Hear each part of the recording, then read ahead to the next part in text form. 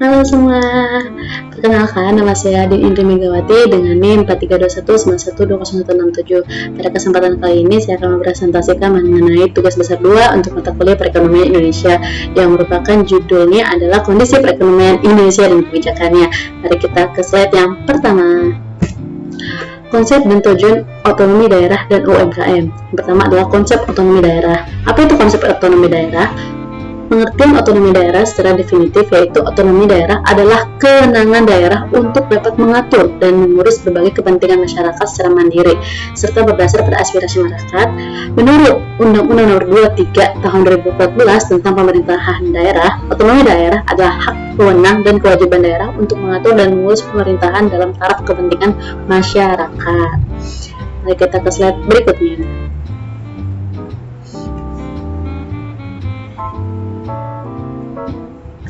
Mengutip dari buku kebijakan publik yang terbit pada tahun 2014, ada hal-hal yang sifatnya filosofis dari otonomi daerah, yaitu eksistensi pemerintah daerah untuk menciptakan kesejahteraan masyarakat yang demokratis. Kewenangan yang diserahkan kepada daerah harus menciptakan demokratisasi kebijakan. Pelayanan publik menciptakan kesejahteraan masyarakat dan pelayanan publik sifatnya fundamental. Nah, dari situ kita akan melihat 3 tujuan utama dari otonomi daerah menurut Shafir Zal dalam perencanaan pembangunan daerah dalam era otonomi daerah, yaitu sebagai berikut. Yang pertama adalah political equality, yang kedua adalah local responsiveness, dan yang ketiga adalah local accountability. Mari kita lanjut ke slide berikutnya. Nah, dari penjelasan tentang otonomi daerah, kita dapat melihat ke pembahasan berikutnya, yaitu konsep dan tujuan UMKM. Sekarang saya akan menjelaskan mengenai pengertian UMKM. Menurut Undang-Undang Nomor 20 Tahun 2008, pengertian UMKM ialah sebagai berikut. Yang pertama adalah usaha mikro, usaha kecil, usaha menengah, usaha besar, dan dunia usaha. Kita lanjut. Selain terdapat beberapa definisi UMKM yang telah saya jelaskan barusan, menurut para ahli, definisi UMKM ialah sebagai berikut. Yang pertama, menurut Kuartono, menjelaskan bahwa pengertian UMKM adalah bidang usaha yang terklarifikasi sebagai bentuk usaha dengan kekayaan bersih kurang dari 200 juta. Yang kedua, Rucito menjelaskan bahwa pengertian UMKM adalah usaha kecil yang menjadi sarana bantuan untuk meningkatkan perekonomian Indonesia. Yang ketiga, Ina Primiana menjelaskan bahwa UMKM adalah suatu aktivitas yang ada hubungannya dengan ekonomi dan perekonomian dalam bentuk pergerakan pembangunan Indonesia. Gitu. Mari kita lanjut ke slide berikutnya. Nah, dari situ kita dapat melihat adapun asas-asas dan tujuan dari UMKM yang akan saya jelaskan sebagai berikut. Yang pertama adalah asas kekeluargaan. Yang kedua, asas demokrasi ekonomi. Ketiga, kebersamaan, efisiensi, berkeadilan, berkelanjutan, berwawasan lingkungan, kemandirian, keseimbangan kemajuan, kesatuan ekonomi nasional. Nah, secara umum terdapat 3 peran UMKM atau kontribusi UMKM terhadap perekonomian Indonesia, meliputi yang pertama, sarana memeratakan tingkat perekonomian rakyat kecil. UMKM berperan dalam pemerataan tingkat perekonomian masyarakat sebab berada di berbagai tempat, tidak hanya di kota-kota besar, tapi juga di kota-kota kecil. UMKM juga menjangkau daerah yang terpelosok, sehingga masyarakat kecil pun dapat membeli kebutuhan ataupun keinginan mereka dengan harga yang relatif murah. Yang kedua adalah sarana untuk mengentaskan kemiskinan, karena yang tadi kita sudah lihat bahwa jika ada UMKM di situ berarti ada pergerakan ekonomi, ada penawaran dan pembelian, ada demand and supply, seperti itu. Dan yang ketiga adalah sarana pemasukan devisa bagi negara, karena kita tahu bahwa UMKM nantinya akan terus mengalir, uang tersebut akan mengalir, pendanaan juga akan mengalir hingga pada akhirnya masuk menjadi kas negara, karena terjadi tadi pembelian dan pengeluaran, kebutuhan dan keinginan, tawar menawar dan kebutuhan. Maksudnya jadi pasti akan mengalir ke negara uang kas dari aktivitas jual beli tersebut. Nah, kita dapat melihat tadi bahwa dari UMKM tersebut sebenarnya bisa membantu masyarakat, tetapi di lain sisi juga terdapat masalah otonomi daerah dan UMKM yang di situ terdapat intrik politik yang akan kita bahas ke slide berikutnya. Masalah otonomi daerah dan UMKM. Yang pertama adalah korupsi di berbagai daerah.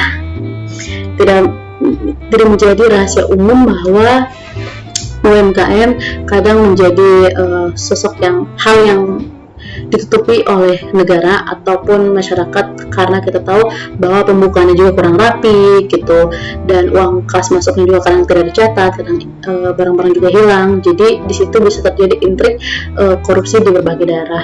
Juga munculnya potensi konflik antar daerah, permasalahan eksploitasi pendapatan daerah, adanya kondisi di mana sumber daya manusia dari aparatur pemerintah yang belum terpenuhi sepenuhnya menunjang pelaksanaan ekonomi daerah dan lain sebagainya. Dan itu untuk masalah otonomi daerah. Untuk masalah dari sisi UMKM-nya, yang pertama adalah UMKM paling klasik adalah soal modal permasalahannya, karena kita tahu bahwa untuk mendapatkan modal itu tidak mudah, baik itu melalui pinjaman kepada bank maupun pinjaman kepada teman saudara. Kita membutuhkan jaminan, dan jaminan itu perlu juga dipersiapkan seperti surat berharga, kepemilikan yang lebih valid gitu. Dan kadang para pemilik modal tidak memberikan effort yang besar untuk pinjaman tersebut. Yang kedua adalah permasalahan lainnya adalah terkait urusan perizinan, rendahnya kesadaran untuk membayar pajak, kurangnya inovasi, dan permasalahan UMKM yang terakhir adalah masih banyaknya para pelaku modal yang gagal teknologi. Kita lihat kebijakan pemerintah Indonesia untuk menghadapi inflasi. Beberapa tindakan pemerintah untuk menghadapi inflasi ataupun resesi ataupun masalah ekonomi lainnya adalah pemerintah dapat melakukan efisiensi anggaran serta revitalisasi perusahaan daerah. Yang kedua, memperkuat peranan daerah-daerah dalam peningkatan rasa nasionalisme bangsa melalui pengadaan kegiatan penanaman nasionalisme.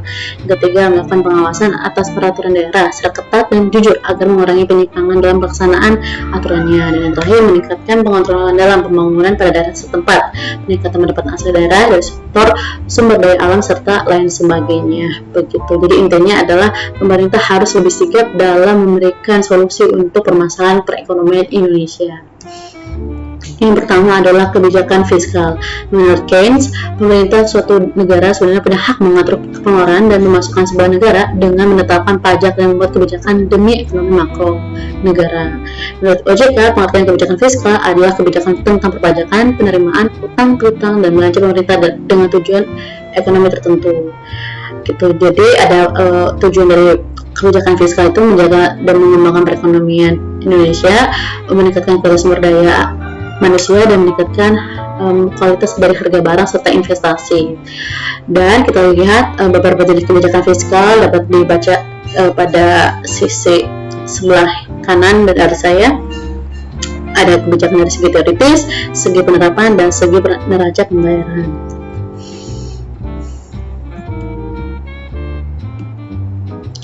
Hubungan kebijakan percepatan pembangunan tersebut bagi peran Indonesia dalam menghadapi globalisasi ekonomi. Yang pertama adalah dalam kebijakan percepatan pembangunan harus terus meningkat semakin pesat agar dapat membantu Indonesia menjadi negara yang lebih berkembang serta membantu berbagai persoalan perekonomian yang sedang terjadi di dunia yang dapat mempengaruhi perekonomian Indonesia. Kita dapat melihat bahwa di industri 2000-an ini sekarang kebanyakan pelaku usaha itu menerapkan bidang seperti B2B, business to business, C2C, customer to customer, C2B, customer to business, dan B2C, business to consumer, yang dimana ini sangat bervariatif, dan pelaku UMKM sedikit banyak yang bisa menembus pasar ini, tetapi dari juga yang harus belajar karena masih banyak pelaku usaha yang gagap teknologi. Seperti tadi permasalahan pada UMKM yang telah kita bahas pada pembahasan sebelumnya. Lanjut, tantangan dan hambatan di masa yang akan datang. Ya, seperti yang kita tahu bahwa tadi kan sebelumnya ada bahwa di tahun 2000 ini kan lebih banyak kita menggunakan teknologi. Oleh sebab itu tidak semua masyarakat, apalagi yang tenaga kerja yang sudah lama, sudah memasuki usia pensiun, mengerti dan bisa cepat untuk beradaptasi dengan lingkungan yang ada. Jadi berikut adalah tantangan dan hambatan di masa yang akan datang apabila revolusi industri tetap berlanjut dan kita harus tetap mengikuti perubahan yang ada. Yang pertama adalah kegiatan ekonomi yang terjadi pada saat ini didominasi oleh negara-negara maju yang berpengaruh terhadap kondisi politik dari negara berkembang, seperti Amerika kepada Indonesia, Jepang kepada Indonesia, Singapura kepada Indonesia, seperti itu. Yang kedua, sikap yang kurang bijak dan selektif terhadap budaya lain dapat menyebabkan lunturnya budaya Indonesia. Yang ketiga, tantangan pada sistem pasar bebas menuntut adanya persaingan produk-produk agar mampu diterima pasar dunia.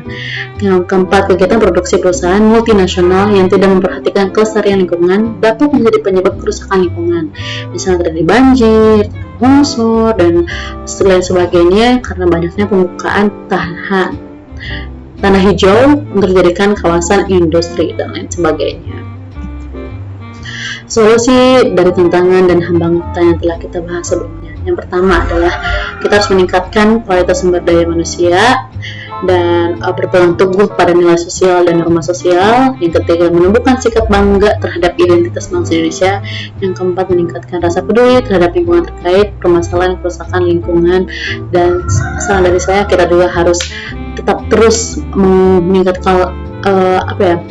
meningkatkan bersama-sama baik pemerintah, masyarakat, pelaku usaha, siapapun itu untuk mau terus berubah, untuk mau terus belajar, untuk mau peduli pada siapapun, karena bila ada sesuatu yang di atas berarti ada yang di bawah. Bila ada tangga kita menuju di atas berarti ada tangga untuk mencapai itu, dan ada tangga yang pertama, dan maksudnya adalah semua penting, semua lini kehidupan itu penting, seperti filosofi tangga, mau di atas mau di bawah, jika dibalik keduanya sama saja gitu.